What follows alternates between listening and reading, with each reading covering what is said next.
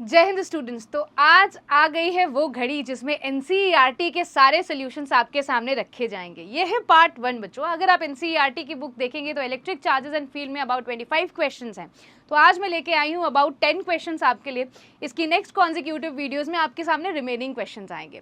इस वीडियो की श्रृंखला में आपको मैं बता दूं कि मैंने पार्ट 1 और पार्ट 2 में बुलेट कॉन्सेप्ट्स रेफर किए हैं, जिसमें आपको इलेक्ट्रिक के चार्जेस एंड फील्ड की सारे कॉन्सेप्ट क्विकली रिवाइज करवाए गए हैं फॉर्मूला सहित। अगर आपको अपने कॉम्पिटिटिव लेवल के लिए भी उस वीडियो को रेफर करना है तो आप डेफिनेटली कर सकते हैं, बिकॉज आपको सारी पार्ट वो एक ही जगह मिल जाती है। और अगर आप उसे 2x स्पीड में देखेंगे तो वो पूरे कॉन्सेप्ट्स आपको विद इन 10 मिनट्स या 15 मिनट्स में पूरी रिवाइज हो जाएगी। तो ये है पर्क हमारी मेजर कलशी क्लासेस का। बहुत वाइड कॉन्सेप्ट को कन्वर्ट करती है बहुत छोटे में और आपके दिमाग में तीर की तरह सेट करती है। बहरहाल चलिए मैं आपको करवाती हूँ एनसीईआरटी के कुछ ऐसे सोल्यूशंस जो आपको अगर आप बोर्ड्स में लिखना चाहें तो आपको डिटेल चाहिए होगी। तो उन डिटेल सॉल्यूशंस के लिए आइए मूव ऑन करते हैं अपने पहले क्वेश्चंस को। आइए। Alright, what is this force between two small charge sphere having charges 2 into 10 to the power minus 7 coulomb and 3 into 10 to the power minus 7 coulomb placed at 30 centimeter apart। तो जब भी आपके सामने क्वेश्चन आए बेटा, तो पहले तो क्वेश्चन को फिजिक्स में जब भी देखो तो उसके डायग्राम को ड्रॉ करने का प्रयास करो। जैसे इस क्वेश्चन में कह रहा है क्या कि force between two small charge spheres, तो छोटे छोटे दो स्फीयर्स ड्रॉ ही कर लो। ओके, एक में चार्ज कितना है 2 into 10 to the power minus 7 coulomb और दूसरे में कितना है 3 into 10 to the power minus 7 coulomb. इन दोनों के बीच में डिस्टेंस है कितना 30 सेंटीमीटर। 30 सेंटीमीटर का इन दोनों के बीच में डिस्टेंस है। अब आपको पता है कि अगर दो स्टैटिक पॉइंट चार्जेस हैं तो उसमें आप लगाते हैं कूलम्स लॉ। कूलम्स लॉ क्या कहता है, F is equals to K Q1 Q2 upon में R का स्क्वायर। K जहाँ पे होता है 1/4 pi epsilon naught. Epsilon naught की वैल्यू आप सभी को पता है कि वो परमिटिविटी ऑफ फ्री स्पेस होती है, जिसकी वैल्यू होती है 8.85 into 10 to the power minus 12 coulomb square over newton metre square. आओ देखते हैं। हमें पता है Q1 की value 2 into 10 to the power minus 7 है, Q2 की value 3 into 10 to the power minus 7 है। दोनों के बीच में 30 सेंटीमीटर का डिफरेंस है, यानी अगर आप उसे मीटर्स में कन्वर्ट करें तो 0.3 मीटर की बात होती है। अब इसके आगे आपको फोर्स निकालना है तो आप कूलम्स लॉ लगाइए 1/4 पाई epsilon not Q1 Q2 over R square. बच्चों इस फॉर्मूले को यूज़ करने में आप ध्यान दीजिएगा कि जब भी आप डिस्टेंसेस ले रहे हैं उसे आप मीटर में लीजिएगा और जब भी आप चार्जेस ले रहे हैं उसको कूलम में लीजिएगा। कई बार क्वेश्चन आपको घुमाता है माइक्रो कूलम, नैनो कूलम, तो आप कन्वर्ट कर लीजिए उसको कूलम में, देन ओनली आप ये फॉर्मूला यूज़ करिए। राइट, जब 1/4 पाई एप्सिलॉन नॉट की वैल्यू होती है 9 into 10 to the power 9, Q1 की वैल्यू पुट करिए, Q2 की वैल्यू पुट करिए और डिस्टेंस का स्क्वायर करिए। आपके सामने फोर्स की वैल्यू निकल के आती है 6 into 10 to the power minus 3 newton. ये जो फोर्स है ये आप खुद बता सकते हैं, दोनों ही पॉजिटिव नेचर की चार्जेस हैं। दैट मीन्स इन दोनों के बीच में क्या आएगा, फोर्स रिपल्सिव आएगा।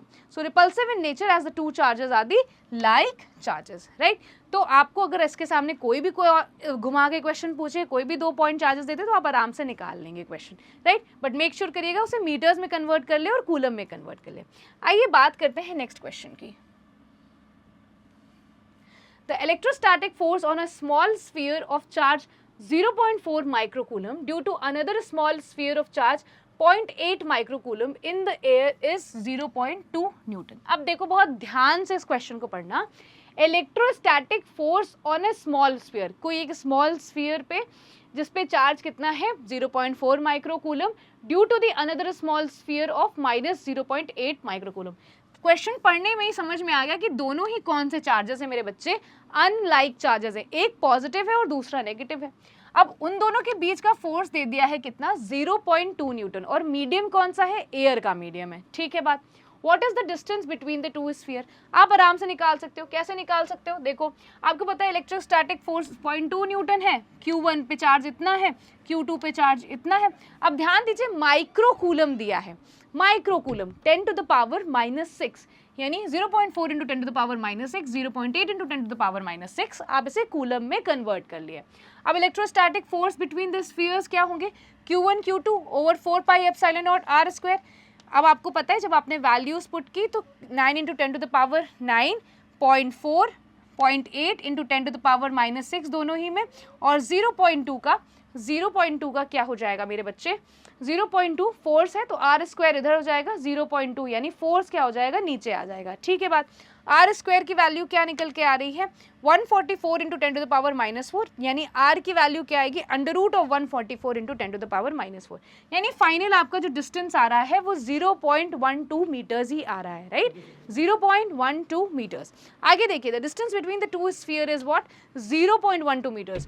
Both the spheres attract each other with the same force. Therefore, the force on the second sphere to the first is 0.2 Newton only. ठीक है, तो इसमें सेकंड पार्ट पूछ रहा है what is the force on the second sphere due to the first. तो आपको पता है कि ये जो एक्शन रिएक्शन पेयर फॉर्म करती हैं दोनों ही चार्जेस, जितना फोर्स चार्ज 1 चार्ज 2 पे लगाता है उतना ही फोर्स चार्ज 2 चार्ज 1 पे लगाता है, राइट। यानी ये न्यूटन का तीसरा नियम भी फॉलो अप करती है, और ये मैंने आपको बुलेट कॉन्सेप्ट के टाइम पे बताया था। ओके, आइए बात करते हैं नेक्स्ट एनसीईआरटी के क्वेश्चन की। Okay, check the ratio ke square g MEMP is the dimensionless. Look up the table of physical constant, determine the value of this ratio. What does the ratio signifies? अब देखो इस question में देखो, आपको पूछ रहा है रेशियो बताना है ke स्क्वायर अपॉन जी m1 m2 की जगह यहाँ पे क्या दिया है, मास ऑफ इलेक्ट्रॉन और मास ऑफ प्रोटॉन। ठीक है, और बता रहा है कि आपको टेबल, आप जितने भी कांस्टेंट यहाँ पे देख रहे हैं आप उसकी वैल्यूज आप टेबल से देख सकते हैं। ठीक है, तो कैसे करोगे इस क्वेश्चन को, हमें किसके लिए निकालना है, फोर्स इलेक्ट्रोस्टैटिक और फोर्स ग्रेविटेशनल के बीच का क्या निकालना है, रेशियो निकालना है। तो पहले में क्या होगा, के दोनों ही चार्जेस इलेक्ट्रॉन हो गए, यानी के ई स्क्वायर ओवर उन दोनों के बीच में किसी डिस्टेंस अपार्ट में है तो आर स्क्वायर उन दोनों के बीच का डिस्टेंस है। दूसरे केस में क्या है, mass of electron mass of proton over R square. जब सॉल्व करेंगे तो आर स्क्वायर कैंसिल आउट हो जाएगा, बचेगा क्या, K E square over G M E M P. ठीक है, अगर डायमेंशन लेस है यानी जो इसका डायमेंशन होगा, वही आपका इसका डायमेंशन होगा। बात बिल्कुल सही है। फोर्स का हमें पता है डायमेंशन क्या होता है, M L T minus two, हमने क्या कर दिया, पुट कर दिया 1 पुट कर दिया। ठीक है, 10 जो रेशियो है K E square over G M E M P एक डायमेंशनलेस है। ठीक है, जब आप वैल्यूज पुट करेंगे तो आपको पता चल जाएगा कि 2.3 इंटू 10⁻39 वैल्यू इसकी आएगी। The electrostatic force are a factor 10⁻39 more than the gravitational force and is indicated by this ratio. अब देखो कई बार क्वेश्चन में क्या पूछता है कि पूछ लेता है कि इलेक्ट्रोस्टैटिक फोर्स कितनी ज़्यादा स्ट्रॉन्ग है कंपेयर टू ग्रेविटेशनल फोर्स। तो आपको पता है, आप ऐसे ही रेशियो निकाल के आप देख भी सकते हैं, ये 2.3 इंटू 10⁻39 टाइम्स ज़्यादा स्ट्रॉन्गर है compare to the gravitational force, right. और यही बात हमने लिख दी कि इलेक्ट्रोस्टैटिक फोर्स जो होती है वो 10⁻39 टाइम्स ज़्यादा स्ट्रॉन्ग होती है compare to the gravitational force. आपने निकाला कैसे, आपने निकाला दोनों की रेशियोज को कंपेयर करके, mass of electron and mass of proton आपने पुट किया, एंड अगेन आपने क्या पुट किया, इलेक्ट्रॉन्स की जो वैल्यू है E square and eventually you have got the answer. आइए बात करते हैं नेक्स्ट क्वेश्चन की। Explain the meaning of a statement of electric charge of a body is quantized.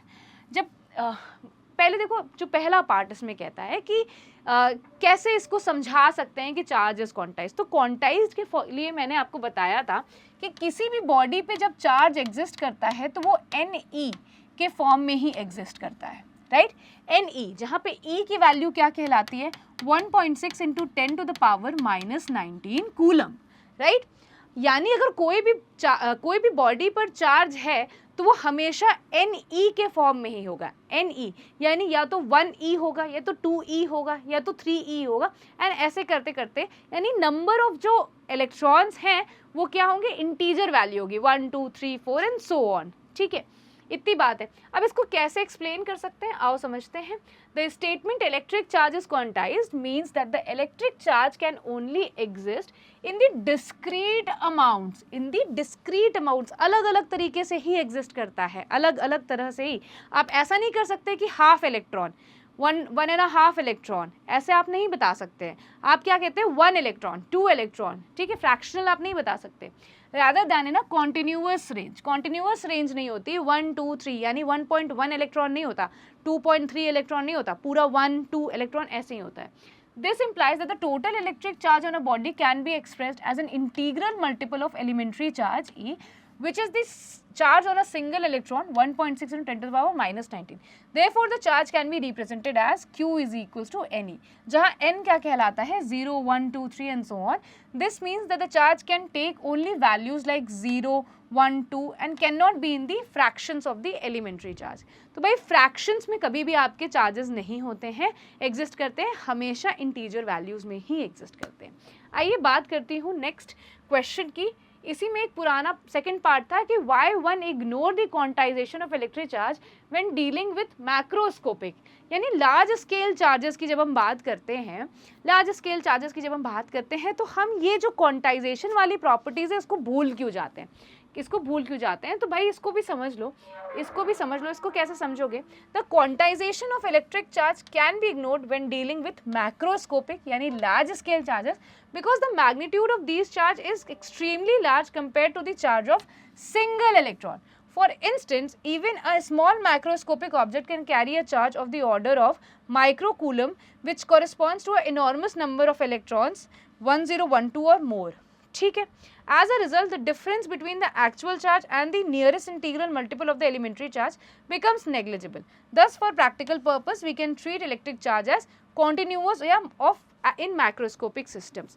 तो भाई आपको पता है कि जब बहुत ज़्यादा किसी ऑब्जेक्ट पे चार्ज होता है, जब किसी ऑब्जेक्ट पे बहुत ही ज़्यादा चार्ज होता है, तो अगर उसका बहुत छोटा पोर्शन आप निकालते हो और चेक करते हो कि whether it is in the integral multiple of E और नॉट, तो आप पाते हो कि बहुत ही फ्रैक्शनली वो डिफ़र कर रहा है और वो इतना ज़्यादा डिफ़र करता रहता है कि आप उसको प्रूव नहीं कर पाते कि भाई ये इंटीजर फॉर्म में है कि फ्रैक्शनल फॉर्म पे है.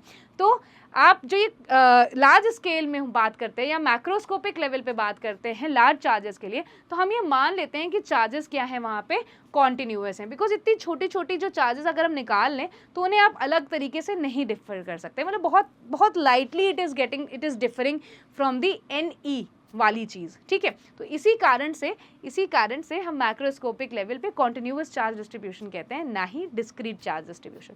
आइए बात करते हैं आपके लिए नेक्स्ट क्वेश्चन की. अच्छा, एक चीज़ और बता दूं, मैंने जितने भी क्वेश्चंस कराए हैं वो मैंने प्रॉपरली डिटेल फॉर्म में कराए हैं. ऐसा इसलिए कराया है ताकि आपको बोर्ड्स में कैसे लिखने हैं आंसर्स उसका आइडिया भरपूर तरीके से हो जाए. ऑल्सो आपके अंदर कॉन्सेप्ट की क्लैरिटी आए कि कैसे NCERT आपसे सोल्यूशंस चाहता है.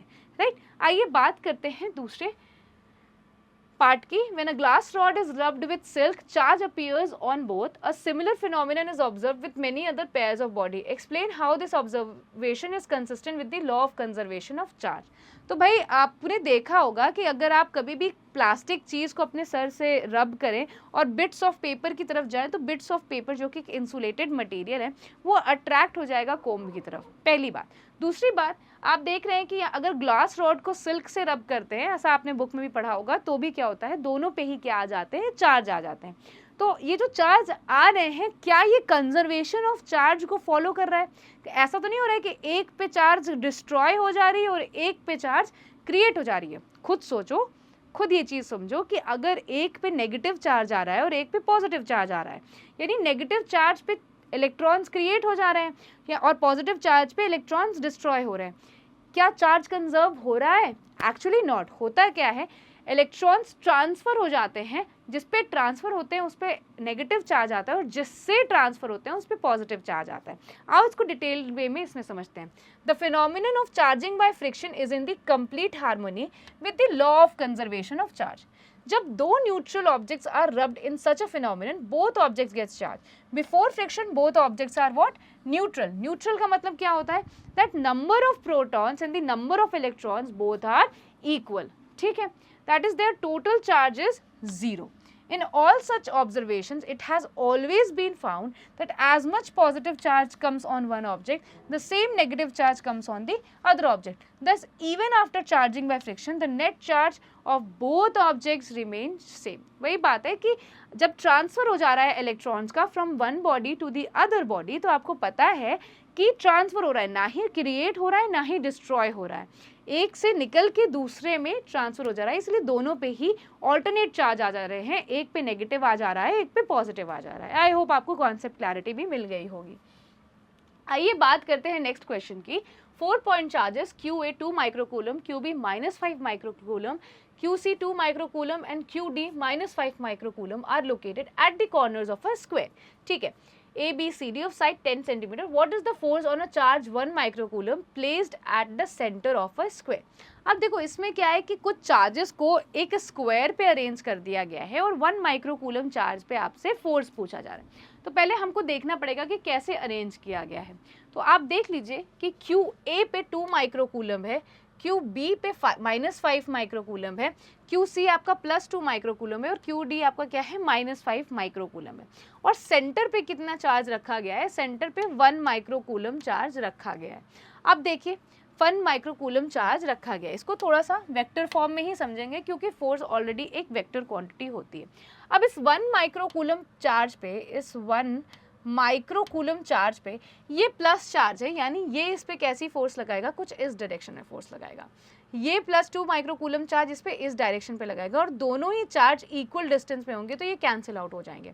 अब बात करते हैं -5 माइक्रोकूलम। -5 माइक्रोकूलम फोर्स इस पे इस तरफ लगाएगा और -5 माइक्रोकूलम फोर्स इस पे इस तरफ लगाएगा और दोनों का ही मैग्नीट्यूड सेम आएगा, यानी जो नेट फोर्स एट 1 माइक्रोकूलम आएगा वो 0 आएगा। ये तो हमने देख के निकाल दिया, ठीक है। मान लीजिए अगर इस तरीके का ऑब्जेक्टिव क्वेश्चन आएगा तो आप आराम से कर ले जाएंगे, लेकिन अगर आपको बोर्ड्स में इन डिटेल फॉर्म में लिखना है तो कैसे लिखेंगे आइए बता देती हूँ आपको। The given figure shows a square of side of 10 centimetre with corners at the centre of the square. अब A B B C C D और ए डी कितना है बेटा? 10 सेंटीमीटर है। डायगनल ए सी और बी डी कितना है? 10√2 है। ए ओ ओ C D O O B कितना है? 5√2। क्यों? क्योंकि अगर ये पूरा 10√2 है तो ये वाला जस्ट हाफ हो जाएगा, 5√2 5√2 5√2 5√2। ओके, अब आप देखो, a charge of 1 microcoulomb is placed eight point O, ठीक है। Force of repulsion charges placed at the corners A and O is equal in magnitude but opposite in direction relative to the force of repulsion between the charges placed at centers O, C and O, ठीक है। Hence they will cancel each other। तो भाई ये वाला और ये वाला क्या हो जाएगा? एक दूसरे को कैंसिल कर देगा। एंड सिमिलरली ये वाली फोर्स और ये वाली फोर्स भी क्या हो जाएगी?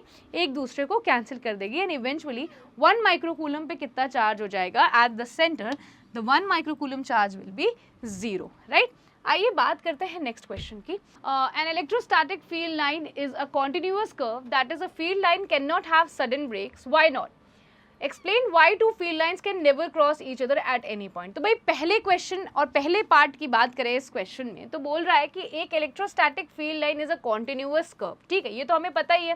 That is a field line can not have sudden breaks, why not? तो इलेक्ट्रिक फील्ड लाइन्स में क्यों सडन ब्रेक्स नहीं हो सकते? वो एक कॉन्टिन्यूअस लाइन क्यों है? इसको समझते हैं कि भाई इलेक्ट्रो फील्ड लाइन्स जो होते हैं वो कॉन्टिन्यूअस कर्व इसलिए होती है because charge experiences a continuous force when traced in the electrostatic field.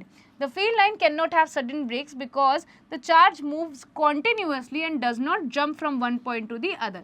तो भाई अगर देखा जाए कि कोई पॉइंट चार्ज की जो फील्ड होती है वो एक कॉन्टिन्यूअस होती है, राइट। ऐसा नहीं होता है कि कहीं पे अचानक से बहुत ज़्यादा बढ़ जा रही है, कहीं पे अचानक से बहुत कम हो जा रही है। इस वजह से जो फोर्स भी चल रही है वो क्या होती है? कॉन्टिन्यूअस होती है। इसी कारण से कोई भी दूसरा पॉजिटिव चार्ज जो पाथ ट्रेस करता है वो एक कॉन्टिन्यूअस पाथ ट्रेस करता है। इसी कारण से ही जो इलेक्ट्रिक फील्ड लाइंस बनती हैं वो क्या बनती हैं? कॉन्टिन्यूअस बनती है। आइए बात करते हैं सेकंड क्वेश्चन की। Explain why two field lines never cross each other at any point. तो इस वजह से नहीं कर सकते, then because electric field intensity will show 2 direction at that point, this is not possible, hence 2 field lines can never cross each other. तो मान लीजिए अगर करती होती, ये एक इलेक्ट्रिक फील्ड लाइन है और ये इलेक्ट्रिक फील्ड लाइन है, ठीक है। मान लीजिए अब अगर इस पॉइंट पे एक इलेक्ट्रिक फील्ड टैंजेंट क्या बताता है? किसी भी इलेक्ट्रिक फील्ड लाइन की डायरेक्शन बताता है एट दैट पॉइंट। इस मान लीजिए ये 1 हो गया इलेक्ट्रिक फील्ड लाइन और ये सेकंड इलेक्ट्रिक फील्ड लाइन है। इस वाले पे ऐसी डायरेक्शन देगा, इस वाले पे ऐसी डायरेक्शन देगा। अब बताओ, जो कोई भी चार्ज अगर इस पॉइंट पे रखे रहोगे तो कहाँ मूव करेगा? वो नहीं मूव कर पाएगा, 2 डायरेक्शंस निकल के आ गए। तो 2 डायरेक्शन की इलेक्ट्रिक फील्ड लाइन होती ही नहीं है, एक पॉइंट पे हमेशा एक डायरेक्शन होगा किसी भी इलेक्ट्रिक फील्ड लाइन का, राइट। आइए बात करते हैं बेटा नेक्स्ट क्वेश्चन की। 2 point charges QA and QA 3 microcoulomb and QB -3 microcoulomb are located at 20 centimetre apart in a vacuum. What is the electric field at mid point O of the line AB joining the 2 charges? पहले question के लिए बात करते हैं। पहले question के लिए बात करने हैं कि तो हमें पता है कि दो चार्जेस हैं, एक 3 माइक्रोकूलम का चार्ज है और एक -3 माइक्रोकूलम का चार्ज है। दोनों ही 10 सेंटीमीटर फ्रॉम द सेंटर दूर रखे गए हैं। तो अब देखो EOA और EOB क्या होगा बेटा, बराबर होगा। आपने क्या कर दिया, आपने निकाली वैल्यूज़, ठीक है। तो आपने निकाली तो आपको पता है इलेक्ट्रिक फील्ड होती क्या है, KQ/R का स्क्वायर। आपने वैल्यूज़ पुट की तो आपको electric field eight OA and electric field eight OB की वैल्यू निकल के आ गई। Being in the same direction, same direction में कैसे कह सकते हो, +3 की इलेक्ट्रिक फील्ड किधर बनेगी, इधर, और माइनस की भी किधर बनेगी, इधर। यानी आपको पता है कि पॉजिटिव चार्ज की जो इलेक्ट्रिक फील्ड बनती है वो अवे बनती है और नेगेटिव वाले की टुवर्ड्स इटसेल्फ बनती है। तो सेम चीज़ यहाँ पे भी लगी, ठीक है। Being in the same direction result in the net electric field at midpoints O, यानी नेट इलेक्ट्रिक फील्ड दोनों का ही सम हो जाएगा।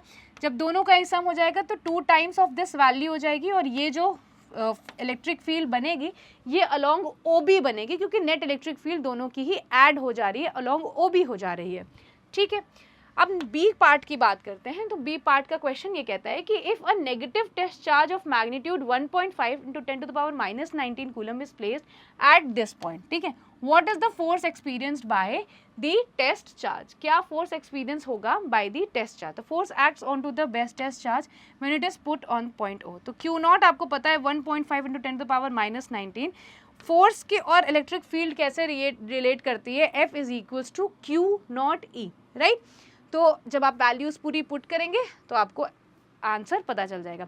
आपको पता होगा कि जब भी हम इलेक्ट्रिक फील्ड इंटेंसिटी को एक्सप्लेन करते हैं तो हम बताते हैं कि कोई भी इलेक्ट्रिक फील्ड इंटेंसिटी वो होती है जितना फोर्स एक टेस्ट चार्ज एक्सपीरियंस करता है divided by that test charge, और वही फॉर्मूले का यूज़ इन्होंने यहाँ पे किया है, राइट। तो आप इस तरीके से बारीकी को अगर आप समझेंगे तो आप डेफिनेटली सारे क्वेश्चन NCERT के खुद से लगा डालेंगे। लेकिन प्रोवाइडेड आपको करना क्या है, प्रोवाइडेड आपको करना ये है मेरे बच्चे कि आपको कॉन्सेप्ट्स को बहुत अच्छे तरीके से पढ़ना है। एंड अब पता ही है आपको कि मैंने खुद अपने ही वीडियोज़ में बुलेट कॉन्सेप्ट्स डिलीवर किया है, तो आप डेफिनेटली उन कॉन्सेप्ट्स को देख सकते हैं। आइए बात करती हूँ मैं नेक्स्ट क्वेश्चन की। System has 2 charges QA and QB 2.5 and -2 point, यानी अनलाइक चार्जेस है, लोकेटेड एट पॉइंट A पे लोकेटेड है एंड पॉइंट B पे लोकेटेड है, ठीक बात है। What are the total charge and the electric dipole moment of the system. तो टोटल चार्ज क्या है और इलेक्ट्रिक डाइपोल मोमेंट क्या होगा वो बताओ, ठीक है। तो हमें पता है कि both the charges can be located in a coordinate system as shown in the figure, ठीक है। एट A की बात करें, एट A पे कितना चार्ज है, A पे कितना चार्ज है 2.5 × 10⁻⁻7 कूलम। वहीं B पे बात करें तो QB कितना है मेरे बच्चे, -2.5 × 10⁻⁻7 कूलम, ठीक है। अब देखो total charge of the system क्या हो जाएगा, total charge of the system क्या हो जाएगा, दोनों ही चार्जेस का ऐड कर दोगे तो क्या बचेगा, नेट चार्ज आपका 0 हो जाएगा। The distance between 2 charges A and B is 15 और 15, दोनों के बीच में कितना डिस्टेंस है, ये ओरिजिन है, यहाँ से यहाँ तक की डिस्टेंस 15 है, यहाँ से यहाँ तक की डिस्टेंस कितनी है 50, दोनों को ऐड कर दोगे तो 30 सेंटीमीटर आ जाएगा, और आपको पता है उसको मीटर में कन्वर्ट करोगे तो 0.3 मीटर्स आ जाएगा। अब इलेक्ट्रिक डाइपोल मोमेंट आपको पता है, दोनों डाइपोल जो क्रिएट करते हैं उसका मैग्नीट्यूड टाइम्स उन दोनों ही चार्जेस के बीच का डिस्टेंस। तो आपने क्या लिखा, QA times D is equal to QB times D। आपने जब वैल्यूज पुट किया तो QA की वैल्यू 2.5 × 10⁻⁻7, डिस्टेंस 0.3, यानी 7.5 × 10⁻⁻8 आपका क्या आ गया, डाइपोल मोमेंट आ गया। अब आपको पता है कि डाइपोल मोमेंट का डायरेक्शन किधर होता है, डाइपोल मोमेंट का डायरेक्शन होता है from the negative charge to the positive charge. और वहीं अगर आप केमिस्ट्री में करते हैं तो आपको खुद कमेंट सेक्शन में बताइए कि केमिस्ट्री में आप क्या पढ़ते हैं डाइपोल मोमेंट का डायरेक्शन, और फिजिक्स में क्या पढ़ते हैं। आइए बात करते हैं नेक्स्ट क्वेश्चन की। An electric dipole with a dipole moment 4 × 10⁻⁻19 coulomb meter is aligned at 30 degree with the direction of a uniform electric field of magnitude 5 × 10⁴ Newton per coulomb. Calculate the magnitude of torque acting on the dipole. तो भाई आपको पता है कि एक uniform electric field है, उस पर डाइपोल ऐसे है, उस पर क्या है, एक डाइपोल है जो कि कितने एंगल पे है, 30 डिग्री के एंगल पे है। मान लीजिए ये माइनस क्यू है और ये क्या है मेरे बच्चे, प्लस क्यू, ठीक है, माइनस क्यू और प्लस क्यू, ये डाइपोल है और जो इलेक्ट्रिक फील्ड का मैग्नीट्यूड है वो कितना है, 5 × 10⁴ न्यूटन पर कूलम, ठीक है बात। अब देखो इलेक्ट्रिक डाइपोल मोमेंट क्या होता है, P इज 4 × 10⁻⁹ दिया हुआ है क्वेश्चन में। एंगल कितना दे रहा है बेटा, 30 दे रहा है। इलेक्ट्रिक फील्ड की वैल्यू भी दिया है। अब तुमको पता है टॉर्क क्या होता है, P × E यानी PE sin थीटा। टॉर्क क्या होता है, P × E। टॉर्क का डायरेक्शन कैसा होता है, P से E की तरफ अगर अपना हाथ को रोटेट करेंगे तो परपेंडिकुलर यानी थंब आपका क्या बताएगा, थंब आपका डायरेक्शन बताएगा टॉर्क का। P की वैल्यू लिखेंगे, E की वैल्यू लिखेंगे, sin 30 लगाएंगे और we will get the answer as 10⁻⁻⁴ newton metre, और यही टॉर्क एक्ट करेगा on the dipole. Okay, so these are the 10 detailed solution of NCERT chapter 1 electric charges and field. Remaining 14 questions हैं, I guess 14 या 15 questions है, if I am not wrong, we will be solving in the next part. I hope आपको ये series बहुत पसंद आ रही है। अगर आपको ये सीरीज पसंद आ रही है और आप इस वीडियोस को देख रहे हैं तो प्लीज़ कमेंट सेक्शन में ज़रूर बताइए कि आपको और किस चैप्टर की वीडियोस चाहिए। किसी पर्टिकुलर टॉपिक पे भी अगर आपको दिक्कत हो रही है तो आप मुझसे पूछ सकते हैं और कमेंट सेक्शन में लिख सकते हैं कि मुझे इस पर्टिकुलर टॉपिक की डिटेल वीडियोज़ चाहिए। ऐसी मोर इन्फॉर्मेटिव वीडियोज़ के लिए हमारे चैनल को सब्सक्राइब करिए, और अगर आपको ये लेक्चर्स पसंद आ रहे हैं तो इन लेक्चर्स पे लाइक का बटन ज़रूर दबाइए। जय हिंद।